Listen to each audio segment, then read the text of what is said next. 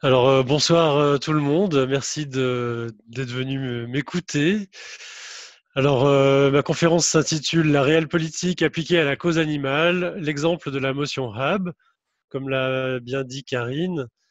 Euh, Contrairement à la plupart des conférences qui a eu lieu là, et la plupart du temps les conférences sur la cause animale, qui sont souvent orientés éthique, théorie philosophique ou sauvetage d'animaux. Ici, on va plutôt regarder qu'est-ce qui se passe au niveau du monde politique, des assemblées législatives, quoi. Un rapide sommaire de la présentation, donc une petite intro. Qu'est-ce que la motion HAB? Donc, je vais vous expliquer ce que c'est. Qu'est-ce que le processus, quel processus suit une motion en Suisse? Comment est-ce qu'on en est arrivé à avoir cette motion? Une discussion sur les chances de réussite de la motion. Et puis après, on va réfléchir et discuter sur la suite à donner à tout ça. Euh, une petite intro. D'abord, je vais vous parler de Stop Gavage Suisse. Donc, c'est une association que j'ai fondée en début 2017, pas tout seul, mais voilà, suite à 2 années d'intenses recherches sur la question du foie gras en Suisse pour essayer de faire le tour de la question et de devenir spécialiste de la question, disons. Mon objectif initial, c'était d'arrêter de papillonner d'une question à l'autre et de jamais aller au fond des choses et de jamais être vraiment spécialiste. Et j'avais envie de creuser une question en particulier. J'avais décidé de creuser cette question parce que c'était une question qui me paraissait gagnable à moyen, court terme, en tout cas en Suisse. L'association a un seul but qui est de faire interdire l'importation de foie gras en Suisse. Il n'a pas d'autre but. Donc interdire l'importation, mais en fait, de fait, interdire le foie gras en Suisse.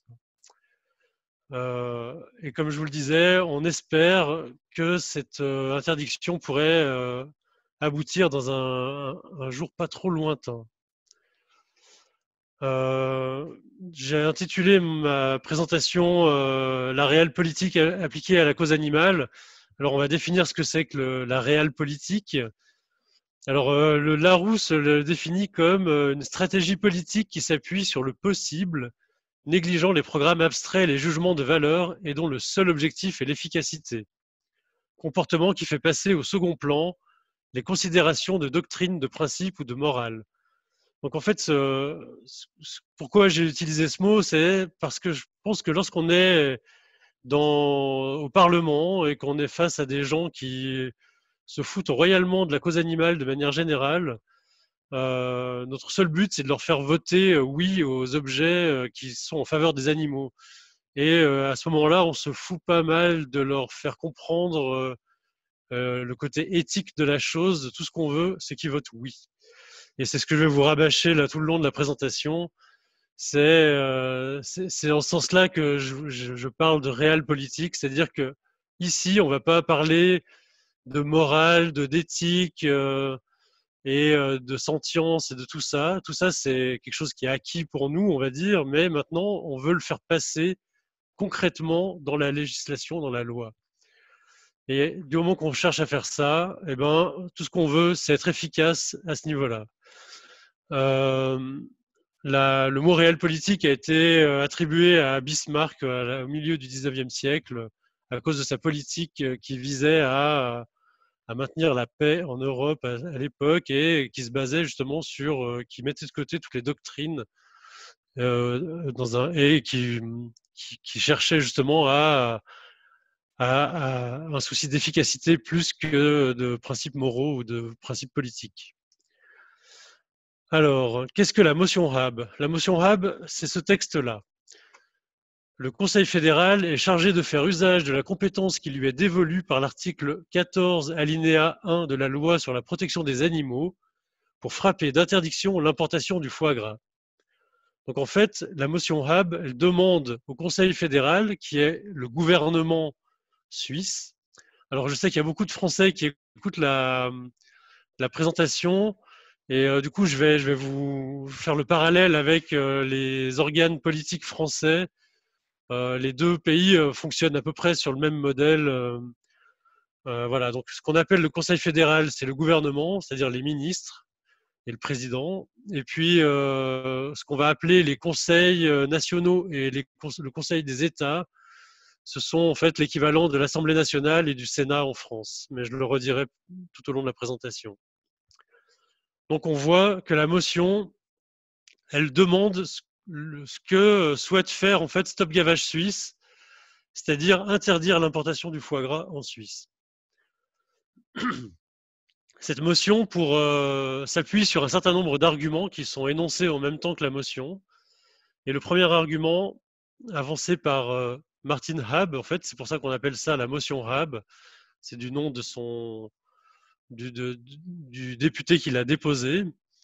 Donc, il dit en premier lieu que la plupart des pays européens interdisent déjà le gavage à cause des souffrances engendrées par le gavage. Et la Suisse aussi interdit le gavage depuis plus de 40 ans maintenant, depuis la loi de protection animale. Et en fait, non seulement plein de pays interdisent déjà le gavage, donc là c'est tous les pays en vert sur la map monde, mais il y a en fait des pays aussi qui non seulement interdisent le gavage, mais interdisent aussi le commerce de foie gras. C'est le cas de l'Inde, de la Californie et de New York, ce qui va entrer en vigueur en 2021 ou 2022. Donc en fait, c'est une des premières raisons pour laquelle Haab demande l'interdiction d'importation du foie gras.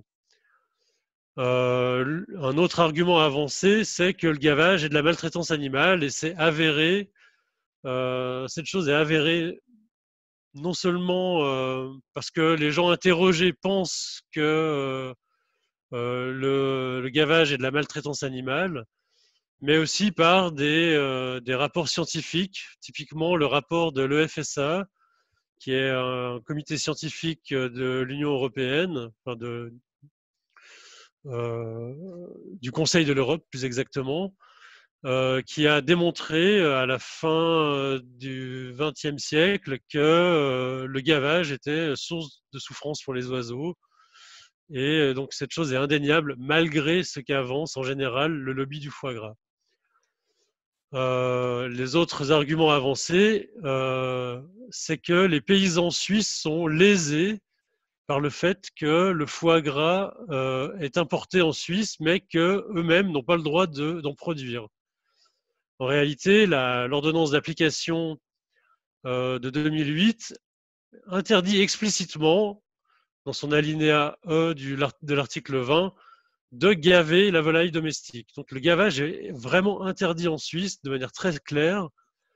De ce fait, les paysans suisses n'ont pas le droit de produire de foie gras et du coup, ils sont lésés par le fait que celui-ci est importé alors qu'eux-mêmes n'ont pas le droit de le faire.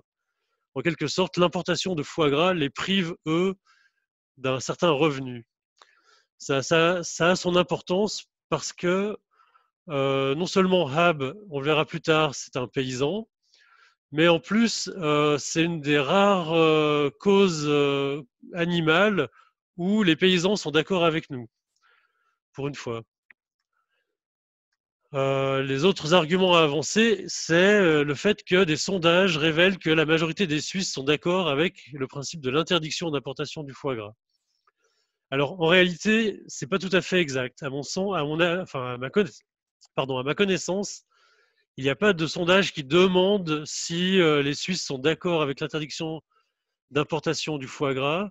Par contre, il y a un sondage que nous avons réalisé, nous, Stop Gavage Suisse, en collaboration avec l'association 4 pattes, fin 2018, où on a posé un certain nombre de questions à toute la Suisse sur le foie gras, et il y a eu au moins 2 questions qui s'approchent de cette question-là.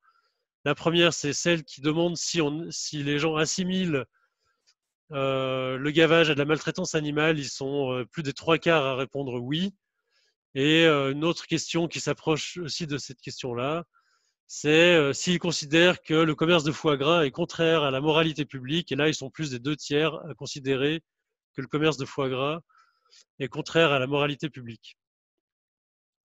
Donc, on n'a pas expressément un sondage qui pose la question, est-ce que vous seriez d'accord avec une interdiction du foie gras en Suisse, de l'importation du foie gras en Suisse, mais on a des sondages qui révèlent quelque chose de proche. Alors là, il y a Christine qui me dit qu'elle n'arrive pas à accéder au truc. Un des autres arguments avancés par Martin Habb lorsqu'il a déposé sa motion, c'est qu'il existe des alternatives au foie gras. Alors, il existe au moins 3 catégories d'alternatives au foie gras. La première est celle que vous connaissez tous et toutes, c'est les alternatives végétales. Donc là, j'ai mis une image du faux gras de Gaïa qui est bien connu et qui existe depuis longtemps.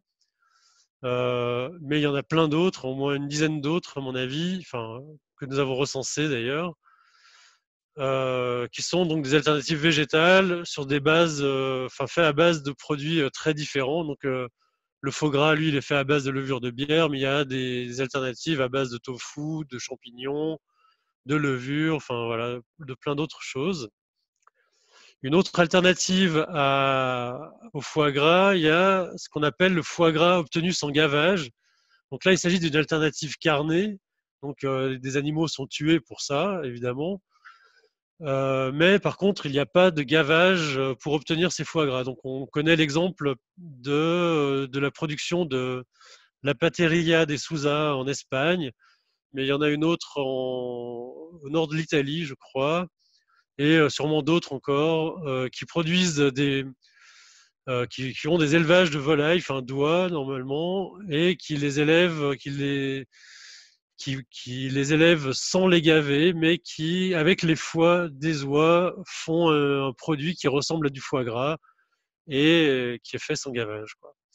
D'ailleurs, la Pateria de Sousa avait gagné le prix du meilleur foie gras en 2006 au Salon international de l'alimentation à Paris, ce qui avait créé un scandale chez les producteurs de foie gras français à l'époque. Il y a une autre alternative qui n'existe pas encore sur le marché, mais qui est en préparation et dont les producteurs nous annoncent la sortie pour très bientôt, 2021 ou 2022. C'est le foie gras cellulaire. Donc, c'est du foie gras qui est du foie gras de culture, qui est produit à partir de cellules de foie, de cellules cultivées d'oiseaux, de canards ou d'oies, et qui est ensuite donc cultivé dans des bioréacteurs, mais sans qu'aucun animal ne soit ni torturé, ni élevé d'ailleurs, ni tué à la fin. Mais donc les startups qui produisent ça, donc là j'ai donné l'exemple de Gourmet à Paris, mais il y a Piece of Meat en Belgique et puis encore un autre au Japon qui se lance dans la production de foie gras cellulaire. Donc on voit qu'il y a des alternatives au foie gras obtenu par gavage qui aujourd'hui domine le marché. Un autre argument avancé par Martin Habb, c'est que l'interdiction d'importation de foie gras serait compatible avec les accords internationaux de libre-échange. Alors, les accords du GATT, qui sont les accords les principaux du libre-échange, et qui font partie intégrante aujourd'hui de l'OMC, ont des exceptions à l'obligation de libre-échange des pays qui signent cet accord. Et une des exceptions du libre-échange, c'est celle qui concerne la moralité publique. C'est-à-dire que si le commerce du produit est contraire à la moralité publique, ce commerce peut être interdit sans que le pays soit en contradiction avec les accords du GATT. Et du coup, nous, lorsqu'on a fait notre sondage, on a posé cette question de la moralité publique, justement pour voir si la Suisse pouvait à la fois interdire l'importation de foie gras et rester dans le cadre des accords du GATT qu'elle a signé il y a longtemps maintenant.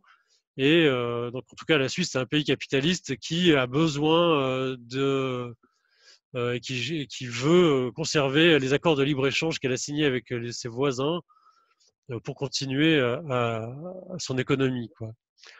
C'est clair qu'aujourd'hui, un politicien qui demanderait, qui dirait il faut que la Suisse sorte des accords de libre-échange, à l'heure actuelle, en tout cas, n'aurait aucune chance d'être entendu sur la scène politique suisse.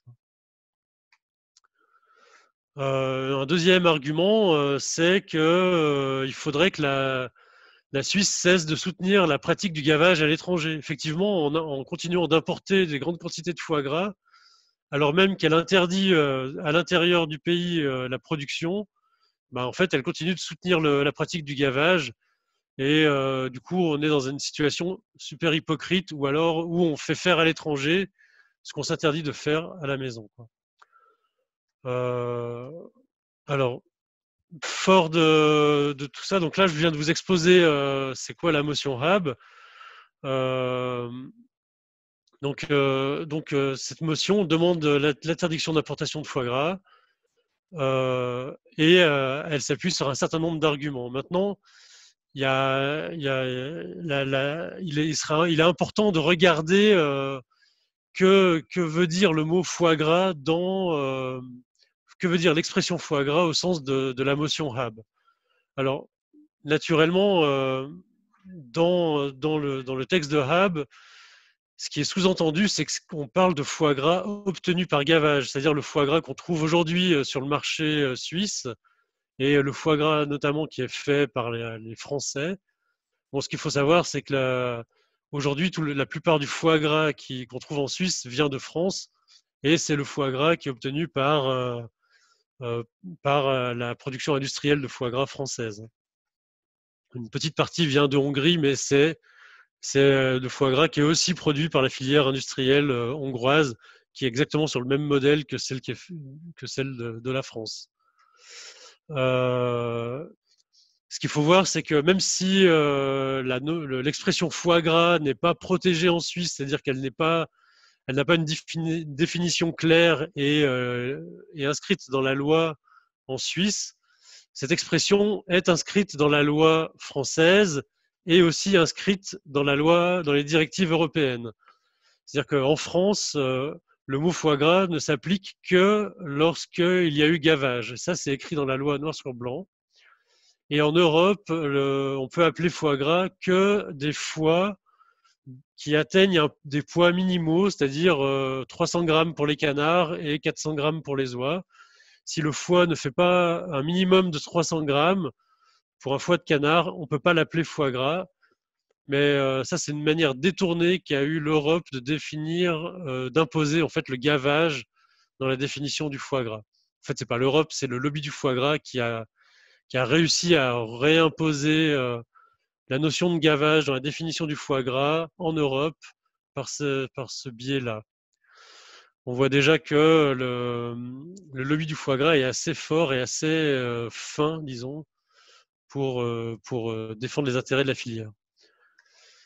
Par contre, autant l'expression foie gras n'a pas de définition légale en Suisse, par contre, l'expression foie gras du Sud-Ouest, c'est une expression qui est protégée par les accords bilatéraux entre la France et la Suisse, plutôt entre la Suisse et l'Europe.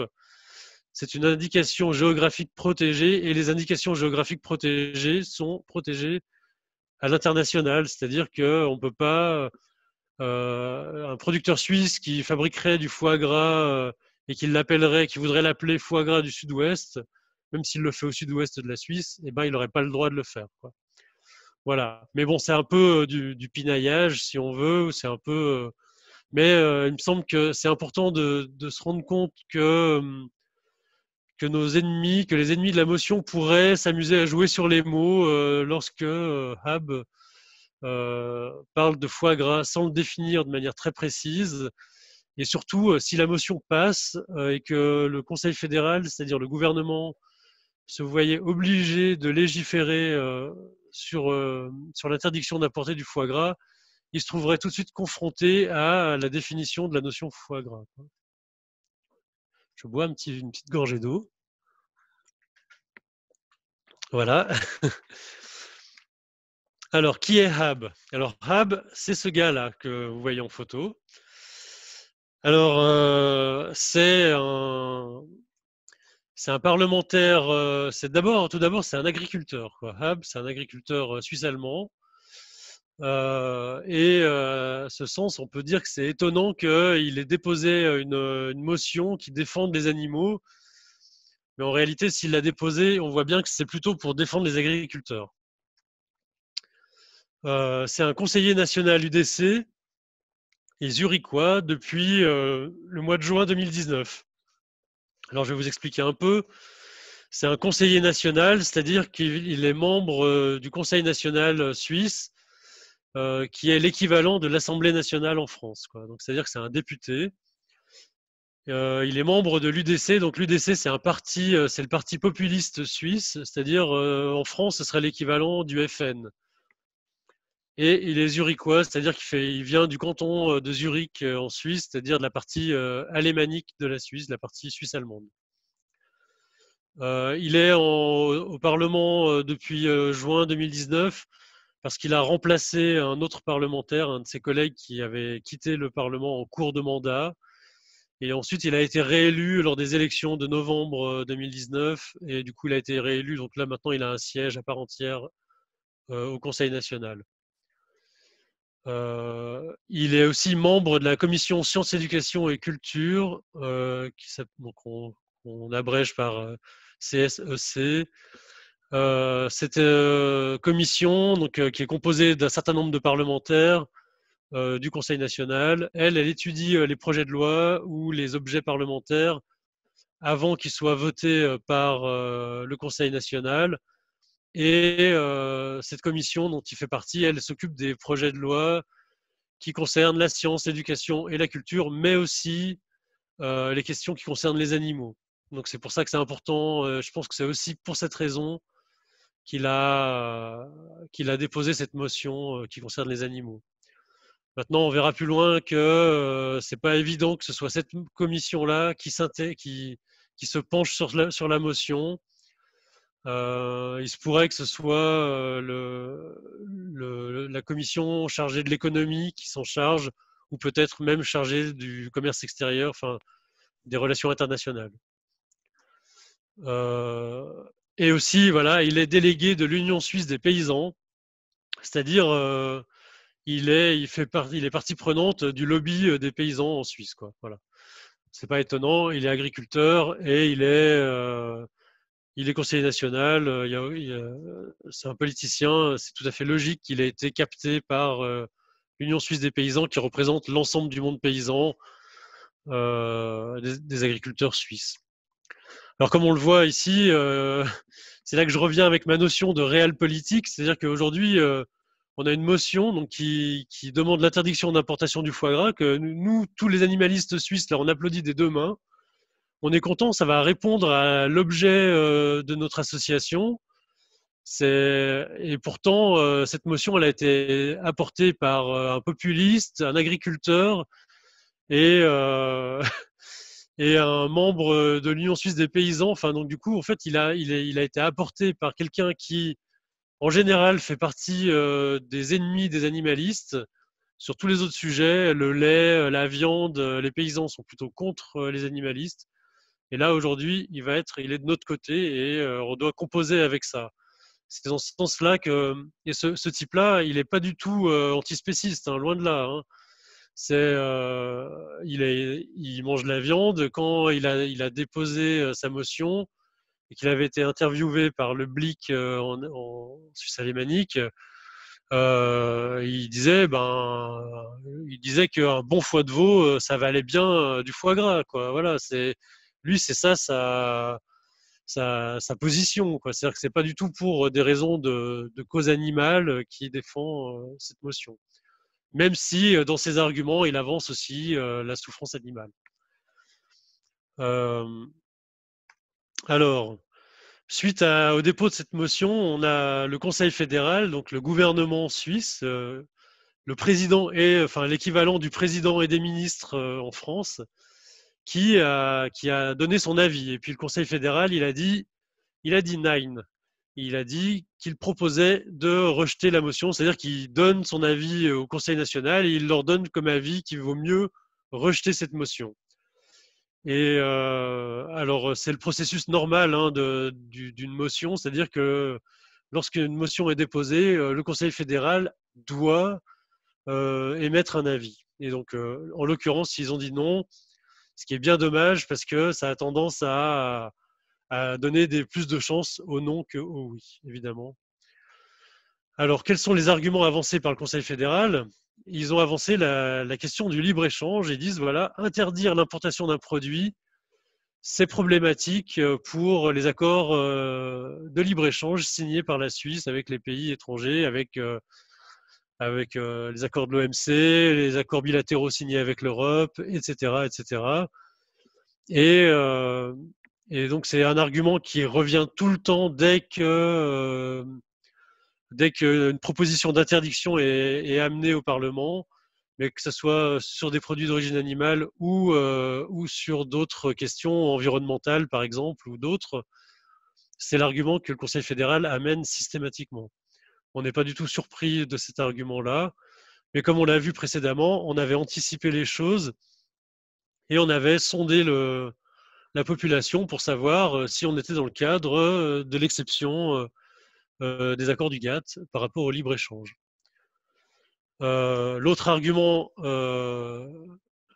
amené par le Conseil fédéral, et là ça explique pourquoi j'ai mis une image du Big Lebowski dans ma présentation, c'était pour symboliser le consommateur éclairé qui fait ses choix d'achat de manière tout à fait lucide et claire grâce à l'étiquetage tout à fait conforme et tout à fait explicatif qu'il y a sur tous les emballages des produits qu'il va acheter. Et en fait, donc, bien sûr, je suis cynique là. On sait que le Conseil fédéral préfère se remettre au choix du consommateur et c'est aussi un argument qui est constamment amené par le gouvernement suisse. Lorsqu'il y a une proposition d'interdiction, le Conseil fédéral dit toujours il faut s'en remettre au consommateur, il faut que le consommateur soit libre de ses choix et ne pas lui interdire des produits, mais plutôt lui expliquer comment ils sont faits, qu'est-ce qu'ils contiennent, etc., etc. De la même manière, enfin, les Verts, qui essayent d'interdire des produits comme le Roundup, qui contient du glyphosate, se retrouvent confrontés exactement à la même situation que nous dans le cadre du foie gras ici. C'est-à-dire, le consommateur doit choisir en connaissance de cause. Il suffit de mettre une étiquette sur le produit et de dire attention, c'est dangereux pour la santé, attention, le mode de production n'est pas conforme à ce qui se fait en Suisse, ce qui est autorisé en Suisse, etc. Alors moi, je me dis, à la fin, on se demande pourquoi la drogue est interdite. Hein.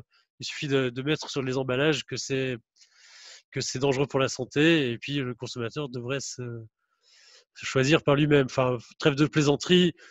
Moi, je pense que c'est vraiment toujours l'argument du statu quo lorsque le gouvernement dit ne veut rien changer. Il dit il faut se remettre à la liberté du consommateur, et ça marche bien parce que c'est le meilleur moyen de rien changer parce que le consommateur, lui, lorsqu'il est avec son caddie dans le supermarché, il doit faire vite, vite. Il n'a pas envie de rester 3 plombes dans le magasin à réfléchir à qu'est-ce qu'il doit prendre. Il veut prendre comme d'habitude, il veut prendre ce qu'il y a de moins cher et il ne va pas prendre le temps, à part une petite minorité des consommateurs qui sont de toute façon déjà avertis et qui de toute façon évitent déjà les produits. Il ne va pas prendre le temps de regarder plus loin et il va acheter le même produit que d'habitude. S'il y a un gros étalage de foie gras dans le magasin, dès qu'il rentre dans le magasin et qu'il lui dit que c'est Noël et qu'il faut qu'il achète du foie gras, il ne va pas regarder 2 secondes avant de mettre dans son caddie, quoi.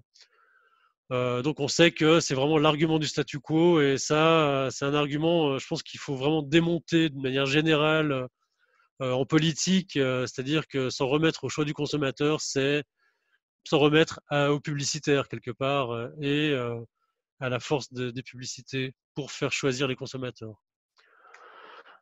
Alors maintenant, je vais m'attarder un petit peu sur ce schéma qui paraît compliqué comme ça au premier abord, mais qui ne l'est pas, pour vous montrer quel est le processus normal suivi par une motion. Alors là, j'ai fait un schéma simplifié. je vous ai évité tous les tous les cas de figure un peu spéciaux et je suis resté sur le cas normal, disons. Alors aujourd'hui, on en est là, c'est-à-dire la motion a été déposée au Conseil national et le Conseil fédéral a donné son message. Et maintenant, la motion est revenue à l'Assemblée du Conseil national et celui-ci va devoir bientôt voter. Alors bientôt, on verra ce que ça veut dire. Mais en gros, c'est la prochaine étape. La prochaine étape, c'est que c'est un vote du Conseil national, c'est-à-dire en France, c'est comme si l'Assemblée nationale devait voter sur la question. Il est possible que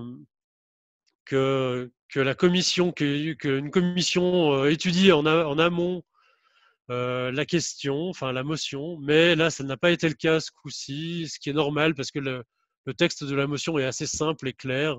Il n'y a pas besoin de faire des recherches et des explications supplémentaires pour que le Conseil national puisse voter. Nous, ce qu'on voudrait, c'est faire le cheminement suivant, c'est-à-dire que le Conseil national vote oui, que ensuite le Conseil des États vote oui aussi, et que la motion soit transmise au gouvernement suisse et que ce gouvernement soit obligé de faire une loi qui la mette en place, quoi. Et qui la mette en place, c'est-à-dire qui demande une interdiction d'importation du foie gras. Naturellement, avant que, donc la première étape à franchir, c'est que le Conseil national dise oui, ce serait l'adoption. Si le Conseil national disait non, ben on aurait fini, hein, la motion serait tout de suite liquidée et on n'en parle plus, on repart en charge, enfin on repart au travail et jusqu'à ce qu'on dépose un nouvel objet parlementaire. Si on a la chance que le Conseil national l'adopte, il y aura une commission du Conseil des États qui va s'en emparer et qui va l'étudier et qui en fait va étudier la possibilité de proposer une modification à cette motion qu'elle va éventuellement proposer au Conseil des États. À ce moment-là, le Conseil des États, donc l'équivalent du Sénat en France, va lui aussi se prononcer et voter. Donc soit ils vont la rejeter et puis dans ce cas-là, la motion sera définitivement liquidée et on aura fini, hein, il faudra recommencer le travail. Soit elle va l'adopter et puis là on va gagner et puis du coup ce sera au gouvernement de travailler pour mettre en place l'interdiction. Soit elle va voter la modification qui a été proposée par le Conseil des États. Et là, je m'aperçois que j'ai fait des erreurs dans mon schéma. C'est pas le Conseil des États, mais le Conseil national ici. Et ici aussi, c'est le Conseil national. Hein. Si la modification est votée et acceptée par le Conseil des États, alors la commission du Conseil national, et pas Conseil des États comme j'ai écrit là, va devoir réétudier elle aussi la modification. Et le Conseil national, donc ce conseil-là, va devoir revoter une deuxième fois et soit adopter la modification, soit rejeter la modification. Donc s'il la rejette, c'est foutu. S'il l'adopte, là, à ce moment-là, le gouvernement va devoir étudier la motion modifiée et la mettre en place. Voilà. Alors j'espère que mon schéma est assez clair. Normalement, si je pouvais, je vous demanderais votre avis, mais je pense que c'est assez clair et que vous avez tous compris le cheminement. S'il y a des questions à la fin, n'hésitez pas à me redemander. Alors voilà le principe général de la motion. Maintenant, la question, c'est voilà, où est-ce qu'on en est? La motion a été déposée le 2 mars 2020, ça c'est fait. Le message du Conseil fédéral a été émis le 13 mai 2020, ça c'est fait aussi. La prochaine étape, c'est le traitement par le Conseil prioritaire, c'est-à-dire le Conseil national. Et ça va se faire d'ici 2 ans. Donc c'est ça que je vous disais. C'est-à-dire qu'il se pourrait bien que ça soit mis à l'agenda du Conseil national, soit dès la prochaine session, donc soit à n'importe quelle session jusqu'à dans 2 ans. Et si jamais ça n'est pas mis à l'agenda du Conseil national d'ici 2 ans, il se pourrait qu'elle soit simplement liquidée sans que jamais rien ne se passe. Ça, c'est une. Je ne sais pas si ça se produit dans d'autres pays lorsque des objets parlementaires arrivent sont déposés, mais en tout cas en Suisse, c'est ce qui peut se produire avec une motion. c'est qu'elle peut être liquidée sans que jamais rien ne soit fait. Et voilà. Bon, normalement, si Hab fait son travail, s'il va un peu titiller la chancellerie et s'il dit que c'est important que sa motion soit traitée, eh ben, elle devrait être déposée d'ici 2 ans. Mais comme bien entendu, bah, en fait, en gros, on a 2 ans. Ça, c'est pas, il y a très très peu de chances qu'elle soit traitée avant les 2 années, quoi. On le sait parce qu'il y a beaucoup d'objets qui sont déjà déposés depuis longtemps et qui n'ont pas encore été traités par les conseils et qui vont être traités en priorité avant celui-ci qui a été déposé il n'y a pas très longtemps. Alors, comment est-ce qu'on en est arrivé là? Alors, voilà, là, maintenant je vais vous montrer, enfin, j'ai essayé de vous montrer comment est-ce qu'on en est arrivé au point où un parlementaire dépose cet objet au Parlement suisse. Alors tout d'abord, la lutte contre le foie gras, c'est une lutte qui est assez ancienne. En fait, elle date de plus de 40 ans, mais certainement bien plus vieille encore, quoi. La loi de protection animale date de 1978, donc 78 pour les Français, pardon. Et probablement que les animalistes se luttent contre le foie gras depuis bien plus longtemps que ça. Il faut voir que la Suisse est très inhomogène dans sa façon de consommer le foie gras. Là, donc globalement, les Suisses ne consomment pas de foie gras, hein, à une grande majorité, 70% ne consomment pas de foie gras. Et le foie gras, en fait, il est consommé essentiellement dans la partie romande de la Suisse, c'est-à-dire la partie francophone, qui eux sont presque 70% au contraire à en consommer. Enfin, un peu plus de 70% à en consommer, contrairement à la partie alémanique de la Suisse, où 85% des gens n'en mangent pas du tout et trouvent ça dégueulasse, en fait, et savent que le gavage est quelque chose de pas éthique, quoi. Au Tessin, la situation est un peu mitigée, donc c'est un peu moitié-moitié. C'est 51% de la Suisse italienne qui ne consomment pas de foie gras. Donc ça, c'est un peu pour montrer un peu que c'est aussi pour cette raison que nous, on s'est attaché sur cette question-là, on s'est attaqué à cette question-là en se disant que, étant donné que la majorité des Suisses n'en mangent pas, c'est une question qui pourrait être gagnée à assez court terme, quoi. Contrairement au lait qui est consommé par tous les Suisses, ou la viande qui est consommée par une grande majorité des Suisses, qui est un sujet qui risque de mettre encore de nombreuses années avant d'être résolu, quoi. Donc voilà, 1978, la loi de protection animale interdit le gavage et donc interdit la production de foie gras. Par contre, on a constaté que l'importation et donc la consommation de foie gras était en augmentation en Suisse. Mais elle augmentait, en tout cas ces 10 dernières années, elle a plus augmenté que la démographie suisse, hein. C'est-à-dire que ceux qui en mangent de plus en plus. Et ça, c'est pas étonnant parce que depuis quelques années, enfin depuis quelques dizaines d'années, la filière s'est industrialisée et a produit beaucoup plus de foie gras. Et aussi, eh ben, il y a une publicité, enfin un marketing assez agressif qui est fait par la filière française. Et naturellement, les Romans qui habitent là, tout près de la France, la frontière française est là, hein, les Romans, ils sont branchés sur la télé française, hein. Ils regardent TF1, Canal+, tout ça. Et du coup, ils se bouffent de la pub pour le foie gras à Noël, comme tous les Français, hein. Donc, c'est aussi pour ça que l'augmentation, enfin la Romandie mange beaucoup plus de foie gras et qu'il y a eu une augmentation de l'importation de foie gras en Suisse. Alors, là, je vais parler des précédentes des précédents objets parlementaires qui ont traité de la question foie gras en Suisse. Alors, je commence en 2015, mais il y en a eu quelques-uns avant, en 91, enfin en 91, pardon. Meder qui avait déposé une question au Parlement en demandant si on pouvait interdire le foie gras pour des raisons éthiques aussi.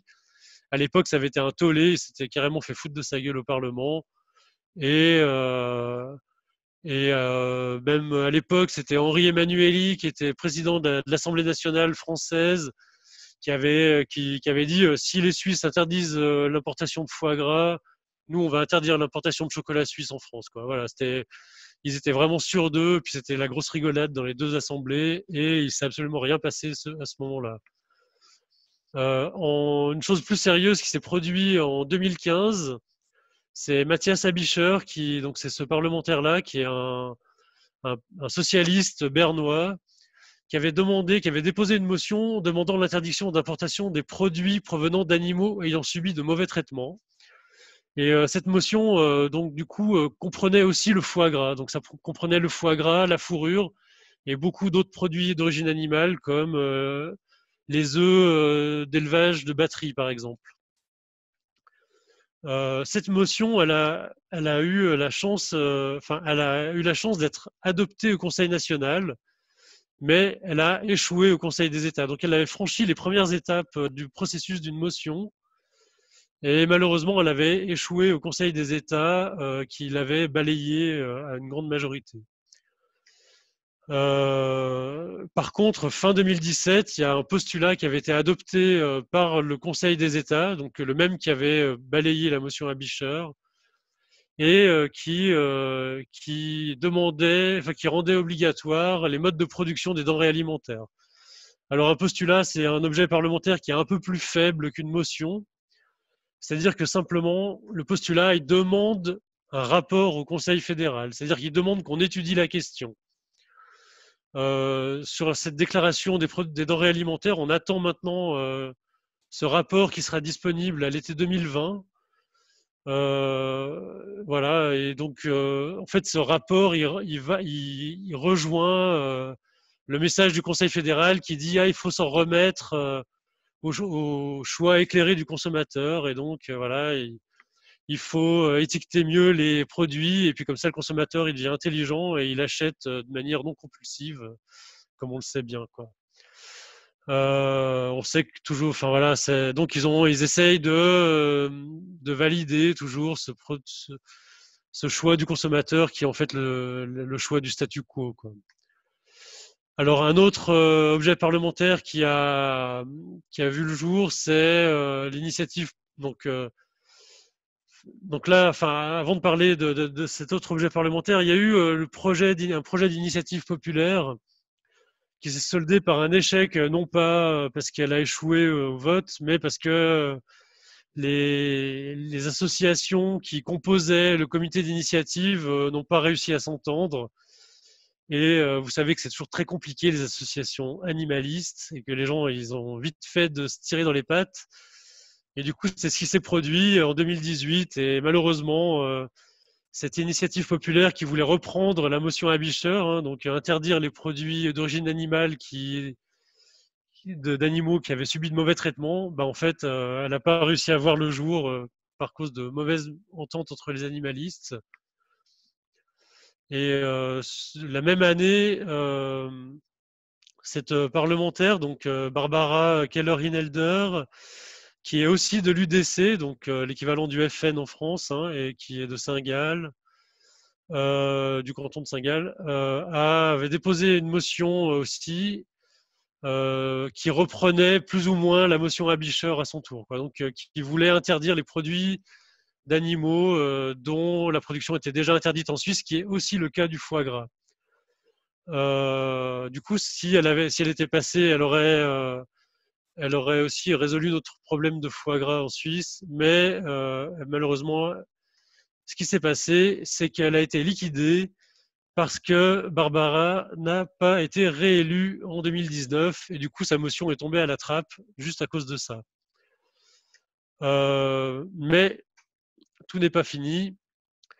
Donc fin 2019, on a un nouveau Parlement qui a été élu en Suisse, donc une nouvelle Assemblée, et un groupe qui s'appelle l'Alliance Animale Suisse, qui regroupe un certain nombre de fondations et d'associations animalistes, et qui fait du lobbying au Parlement suisse, a réussi à faire lancer une série d'initiatives à différents parlementaires. en premier lieu, elle a réussi à faire reprendre la motion de Barbara Keller-Inelder par Lucas Reimann, donc lui qui est aussi un UDC saint-gallois, donc un collègue de Barbara Keller-Inelder, et qui a repris texto la motion de Barbara Keller-Inelder. Donc il demande l'interdiction d'importation des produits dont la production est déjà illégale en Suisse. Grâce à Alliance Animale Suisse, il y a aussi Mathias Abischer qui a lancé une nouvelle motion et qui est une motion contre les produits de la fourrure, en fait, qui demande l'interdiction de la fourrure en Suisse, pour les mêmes raisons, parce que la production de fourrure est interdite en Suisse parce qu'elle est forcément issue d'animaux maltraités. Par contre, elle est importée de l'étranger et elle est importée en grande quantité. Donc on est tout à fait dans le même cas de figure que le foie gras avec la fourrure, hein. Et une dernière motion, donc c'est la motion HAB dont on parle aujourd'hui. Donc c'est aussi sous l'impulsion de l'Alliance Animale Suisse que Martina Haab a déposé cette motion. Voilà pourquoi on en est arrivé enfin voilà un peu l'historique des objets parlementaires pour en arriver là aujourd'hui avec ce nouveau Parlement élu en 2019. Alors maintenant, on va discuter des chances de réussite de cette motion au Parlement. Est-ce qu'on va arriver au bout à ce que le gouvernement soit obligé d'interdire le foie gras? Je vais vous présenter un peu la constitution du Parlement qui est valide à l'heure actuelle, un peu sous l'angle des groupes parlementaires qui le composent. Alors, je ne sais pas si vous avez une conscience de ce qu'est le Parlement suisse.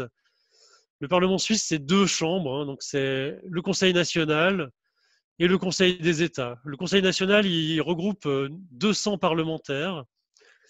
Et le Conseil des États, lui, il est composé uniquement de 46 parlementaires. Et en fait, aujourd'hui, ce qui nous intéresse, c'est que ces 246 personnes votent oui à la motion Raab. C'est-à-dire qu'en fait, on s'en fout maintenant de ce que pense le peuple quelque part, ou ce que pensent les Suisses, ou n'importe qui. Ce qui compte, c'est qu'eux, ils votent oui. Et même, on s'en fout de ce qu'ils pensent quelque part. Tout ce qu'on veut, c'est qu'ils mettent oui lorsqu'on leur posera la question, quoi. Et c'est en ça que je parlais de réel politique dans ma présentation. Aujourd'hui, c'est plus le moment de leur dire, de leur parler d'éthique, de sentience, de nombre de victimes ou de quoi que ce soit. Tout ce qu'il faut, c'est qu'ils votent oui. Et pour ça, tous les arguments sont valables à ce stade-là, quoi. C'est-à-dire que nous, ce qu'on va faire, c'est qu'on va, si on veut que cette personne-là, là, celui qui est assis dans ce siège-là, vote oui à la motion, eh ben, on va lui dire les arguments qu'il faut qu'il entende pour qu'il vote oui, c'est tout, quoi. Et il n'y a pas d'autre argument. Si on lui dit oui, mais ton copain qui est assis à ce siège-là, il vote oui, et si c'est l'argument qu'il faut lui donner, ben c'est ça qu'on va lui donner, quoi. Enfin, c'est ça qu'il faut lui donner pour qu'à la fin, nous, on gagne et que les animaux soient sauvés, hein. Nous, ce qu'on veut, enfin, l'enjeu paraît assez faible comme ça, parce qu'on parle que de foie gras, que de canard, mais en réalité, si ça passe, hein, la motion, on va sauver 1 million de canards chaque année. C'est-à-dire que c'est pas que je sauve un canard en le sortant de son élevage et que je le mets dans un étang, ce qui est bien. Mais en fait, là, c'est que d'un coup, chaque année, c'est 1 million de canards qui seront épargnés normalement. Bon, même si le calcul est un peu rapide, mais voilà. Alors, le Parlement, c'est ça, hein. Donc, c'était un peu le sens de ma présentation. C'est un peu pour vous montrer que faire progresser la cause animale, c'est aussi essayer de convaincre, c'est aussi faire du lobbying, quoi. C'est aussi convaincre ces gens-là, quoi. C'est aussi en passant par la législation qu'on gagne. Aujourd'hui, on a de la chance parce que le Parlement suisse est plutôt mieux depuis novembre 2011 qu'il l'était dans la législature précédente. Alors, tout d'abord, les Français vont être horrifiés parce qu'ils vont voir que l'Assemblée nationale est composée en grande majorité d'UDC, c'est-à-dire du Parti populiste, hein.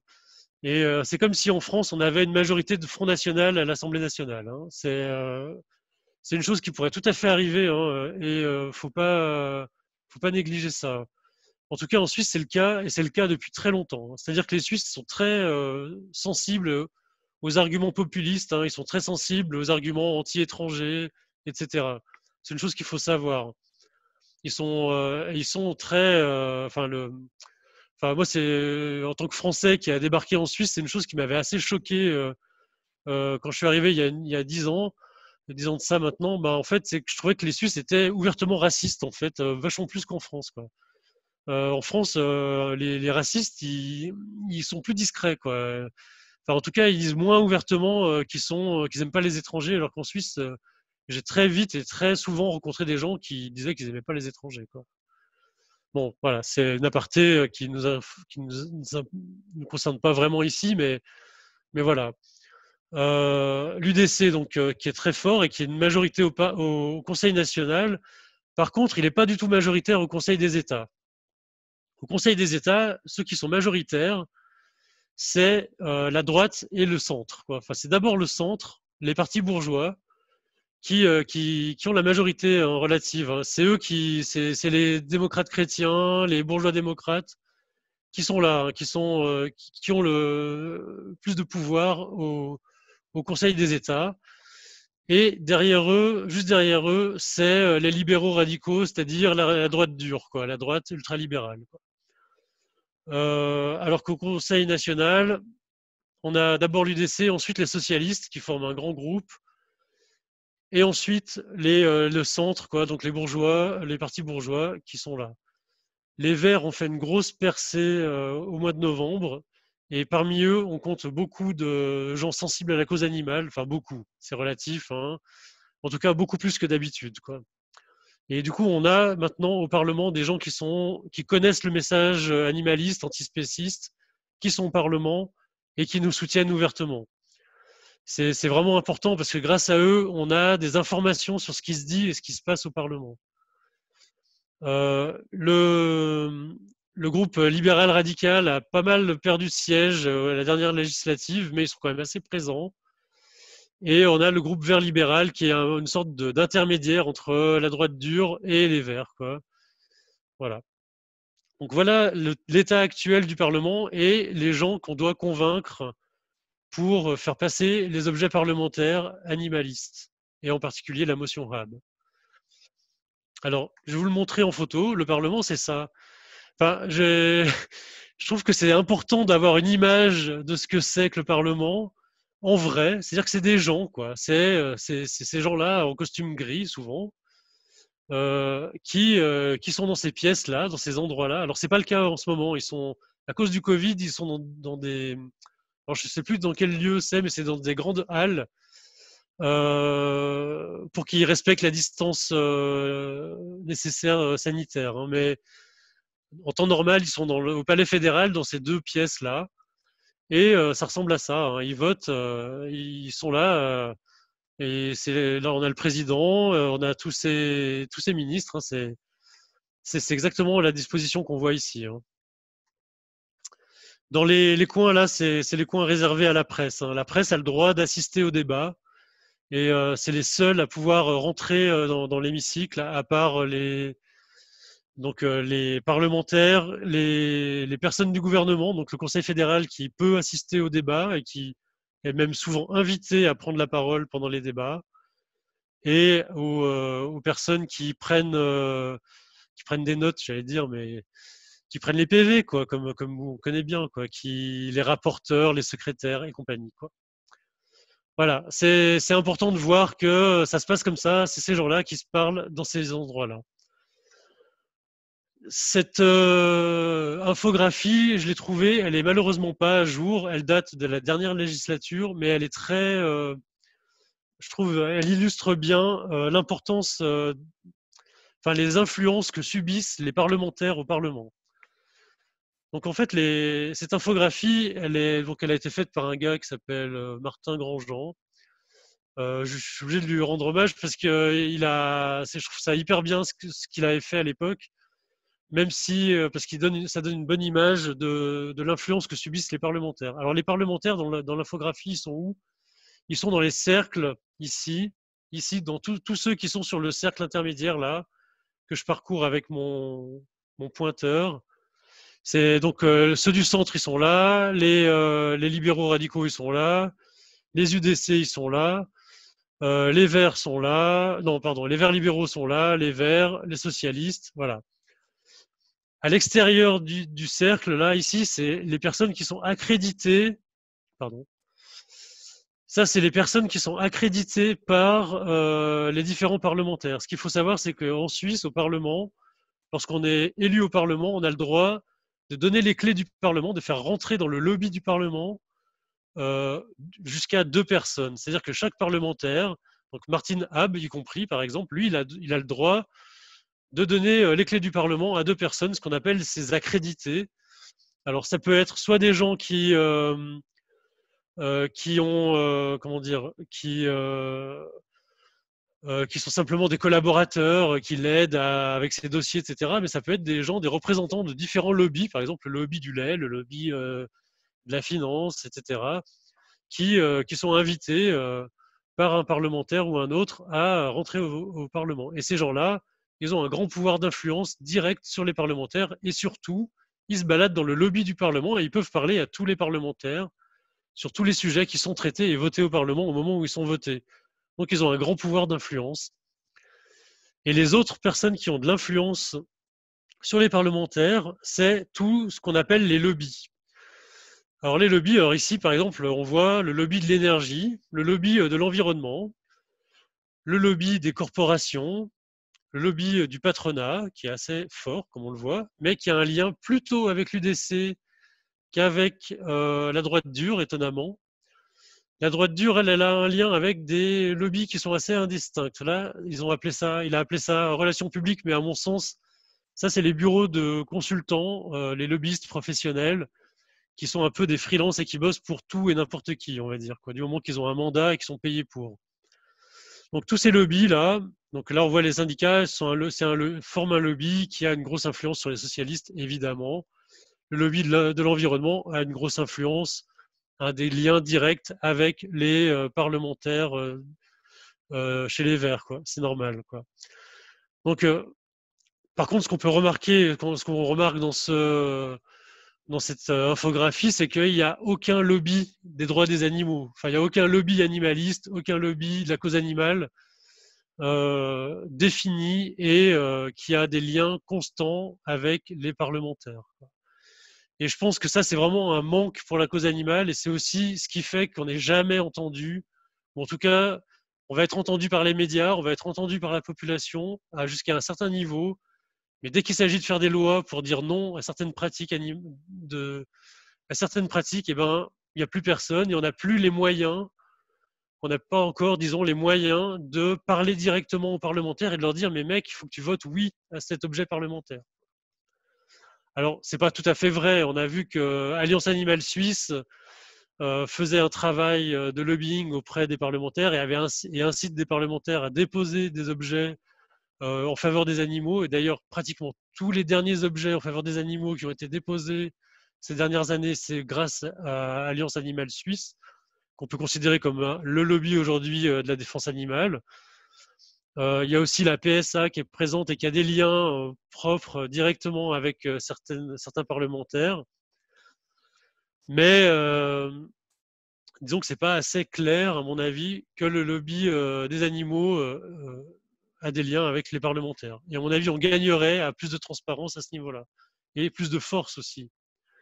Donc en tout cas, quelque part, là, j'ai envie de faire passer un message qui est, si vous faites des études en sciences politiques, si vous faites des études en communication, en public relations, lancez-vous dans le lobbying. Il faut des gens qui soient formés là-dedans, qui soient trilingues ou au moins bilingues, et qui sachent parler à tous les parlementaires, donc allemand et français minimum, hein, et qui ont envie de se lancer là-dedans et qui ont envie de traîner au Parlement pour parler aux parlementaires et les inciter à adopter les lois en faveur des animaux. Je pense que c'est à ce prix qu'on progressera pour la cause animale, en Suisse en tout cas.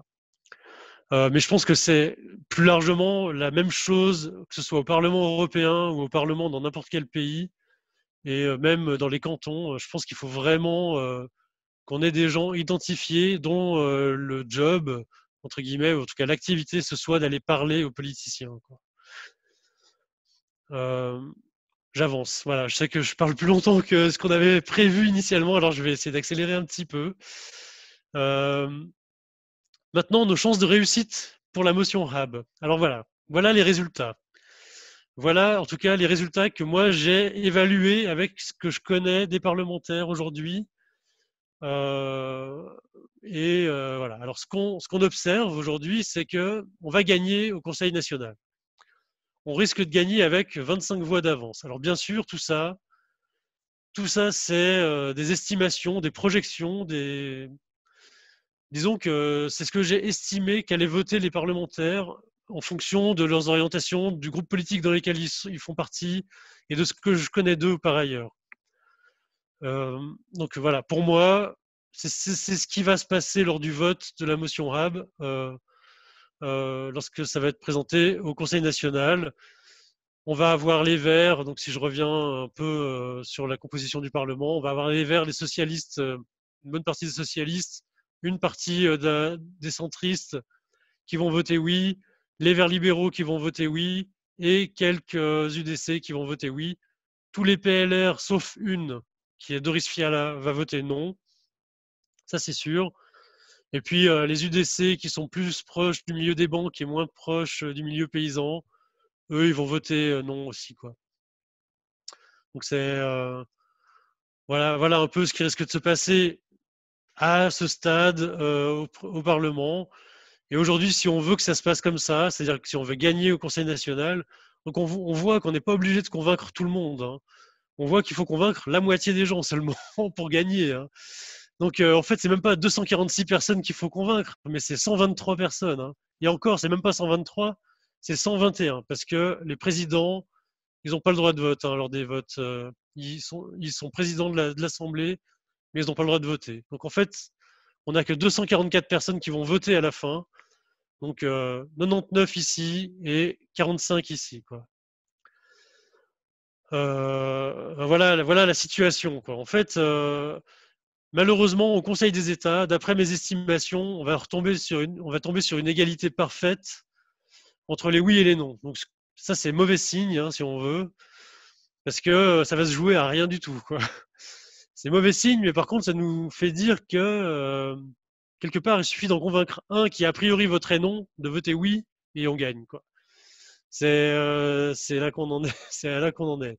Puis on voit que c'est plutôt au Conseil des États qu'il va falloir faire du boulot, et que pour le Conseil national, aujourd'hui, à part s'assurer du vote des gens qui devraient déjà voter oui, c'est-à-dire aller les voir et leur dire s'il vous plaît, le jour où ça va passer au Conseil, soyez présents et votez oui, quoi. Ne faites pas autre chose ce jour-là. Venez dans l'Assemblée et votez, quoi. Voilà. Alors, je vais vous expliquer brièvement maintenant comment j'en suis venu à faire cette estimation des votes. Ça vaut ce que ça vaut, c'est tout à fait discutable et peut-être que vous aurez une vision différente, vous, selon votre connaissance des parlementaires suisses d'aujourd'hui. Alors tout d'abord, j'ai utilisé les résultats du questionnaire Animaux Parlement, qui est un outil formidable, hein. Il faut voir que Animaux Parlement, c'est une plateforme qui a été créée notamment par la Ligue suisse contre la vivisection en 2015, lors des élections précédentes du Parlement suisse, et qui envoie donc un questionnaire à tous les parlementaires sur plein de questions sur la cause animale, notamment sur le foie gras, mais aussi sur le végétarisme, le véganisme, sur les animaux de rente, sur les animaux utilisés pour l'expérimentation animale, la chasse, etc., etc., etc. Cette année, il y avait une question lors des élections de 2019, il y avait une question sur le foie gras. Et du coup, on a pu savoir ce que les candidats pensaient de la question foie gras et s'ils seraient d'accord avec une interdiction du foie gras. Donc là, j'ai directement pu évaluer les votes des parlementaires grâce au questionnaire de Animaux Parlement. Puis on voit donc les résultats, ceux pour lesquels j'avais des résultats, ben j'ai su estimer leur vote, qui va probablement rester le même que lors de leur questionnaire, quoi. Parfois ils n'ont pas répondu aux questions du questionnaire ou à toutes les questions du questionnaire, mais on a une estimation grâce à Animaux Parlement de comment se situe le parlementaire par rapport aux animaux. Et du coup, je les ai classés aussi en fonction de ça.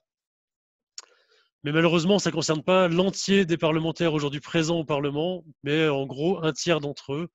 Du coup, j'ai dû utiliser d'autres critères pour imaginer comment ils allaient voter pour la motion Hab. Alors, les critères, c'est ceux-là. C'est-à-dire que je sais que certains groupes politiques vont voter non. C'est le cas de la droite dure, les libéraux radicaux, le PLR, quoi. Eux, ils vont voter non, c'est à peu près sûr, parce qu'ils votent toujours non pour les questions d'origine sur les animaux. Les Verts et les Verts libéraux, dans l'ensemble, ils vont plutôt voter oui. Et je pense que si on les appelle, si on les contacte, qu'on leur dit, mais écoutez, c'est important de voter oui à ces questions-là, je pense on peut gagner leur vote à tous ceux-là, quoi. Peut-être à une ou deux exceptions, mais à mon avis, dans l'ensemble, sur la question foie gras, on devrait les avoir.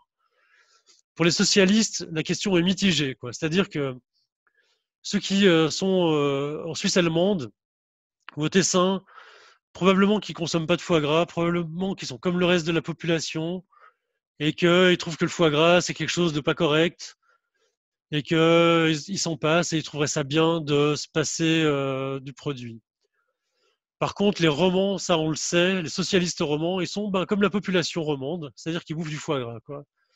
Et dans ce cas-là, eux, ils vont essayer Enfin, on a eu l'exemple de Géraldine Savary qui avait défendu lors de la motion Abicher le foie gras. Elle avait dit Abicher, il est bien sympa, on est dans le même parti, il est sympa, je l'aime bien, mais par contre, moi, le foie gras, il n'est pas question que je vote contre, quoi. Jérôme, Oui, Jérôme, pardon. excuse de t'interrompre. Il est déjà 8h10 passé et puis je crois qu'on va avoir pas mal de questions. Et du coup, je voulais savoir pour combien de temps encore tu en veux. Alors, je pense 5 à 10 minutes maxi, Ouais, ça peut le faire. ouais, très bien. Désolé, Désolée. je pensais pas parler si longtemps. Je vais aller plus vite. Donc sur voilà les critères que j'ai utilisés pour les socialistes, les romans, ils vont voter non, les autres oui. J'ai estimé que les bourgeois, donc les centristes, vont voter un peu de la même façon. Et les UDC, ça va plus être selon qu'ils sont proches ou pas du milieu paysan, quoi. Voilà. Par contre, parfois, sur tel ou tel parlementaire que je connais bien, ou on sait, ou qui s'est déjà exprimé sur la question, en fait, on sait qu'ils vont voter oui ou non déjà sur la question, quoi. Même si c'est pas selon ces critères-là. Voilà, ça résume un peu, les critères que j'ai choisis.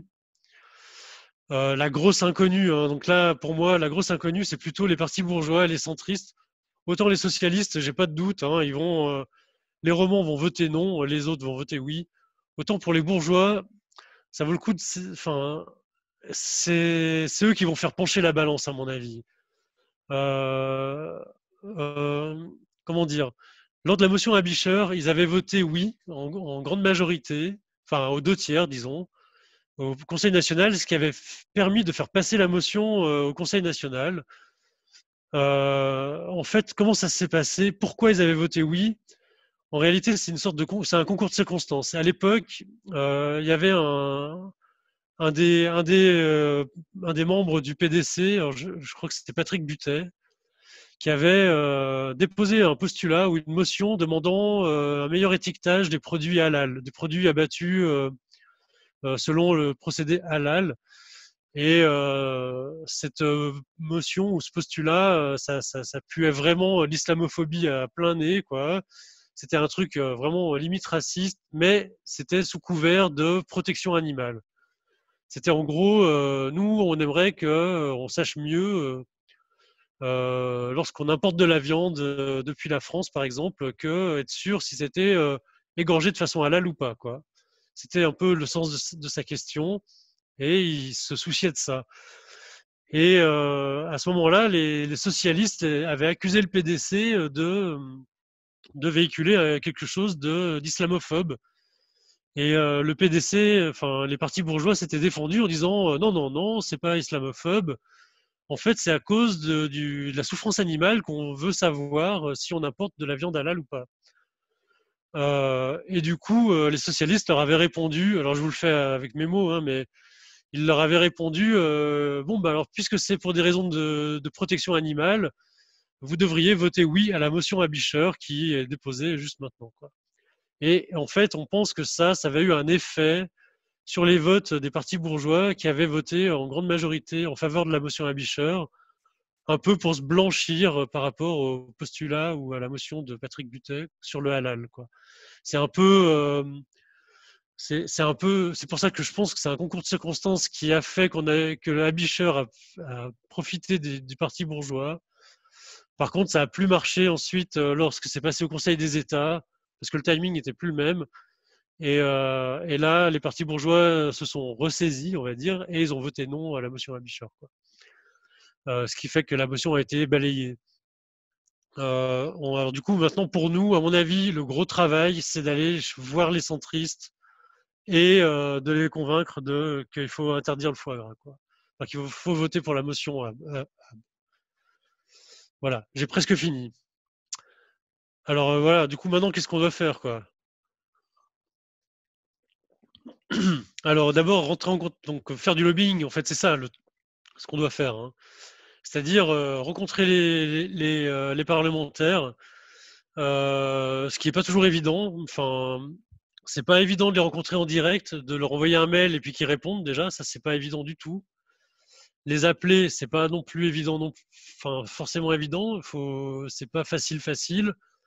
Les inviter quelque part, les inviter à une réunion, c'est pas non plus facile, c'est très rare qu'ils se déplacent et ils sont extrêmement sollicités par tous les autres lobbies. Donc c'est pas une chose qui est facile, mais on va quand même le faire, on va quand même tenter de le faire.